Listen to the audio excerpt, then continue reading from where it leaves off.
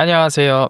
Assalomu alaykum hammaga. Bugun Yuksalish maktabining keyingi katta hamkor, ya'ni Ko'nguk universiteti haqida gaplashamiz. Ko'nguk universiteti shaxsan o'zimiz tashrif buyurganmiz. Ilgam nomli ko'li bilan juda ham mashhur va universitet juda ham katta. Hozirgi kunda 30 mingga yaqin talabalarga dars berib kelmoqda va ularning 2,5 mingdan ortig'i xalqaro talabalar hisoblanadi. Ko'nguk universiteti turli sohalarni o'z ichiga qamrab olgan, xususan gumanitar va ijtimoiy fanlar, san'at va dizayn, ilm-fan va texnologiya, biotibbiyot va sog'liqni saqlash fanlari, ya'ni shu sohalarni o'z ichiga qamrab olgan. Bularni ham ichida juda ham ko'p yo'nalishlar bor. Ko'nguk universiteti Koreyada top universitetlar qatoriga kiradi, xususan koreys tilini o'rgatish bo'yicha va o'sha veterinariya va tibbiyot sohalarida juda ham yuqori natijalarni zabt etgan. Xalqaro faoliyatga keladigan bo'lsak, turli xil davlatlardan talabalar kelib ta'lim oladi.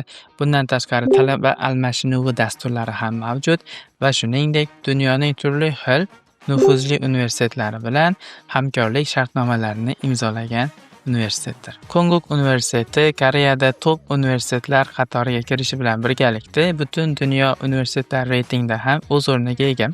Xususan QS World University Rankingsda 600-o'rinda, Times Higher Education Ratingsda 800-o'rinlarda egallab kelmoqda. Bu nimani anglatadi? Global darajada juda ham mashhur, diplomi ham ancha davlatlarga o'tadi va agar siz u yerda bakalavr va magistraturani bitiradigan bo'lsangiz, o'zingizni sohangizda katta kompaniyalarga ishga joylashish imkoniyatingiz keng degan. Xalqaro talabalar uchun darslar ingliz tili va koreys tilida bo'ladi.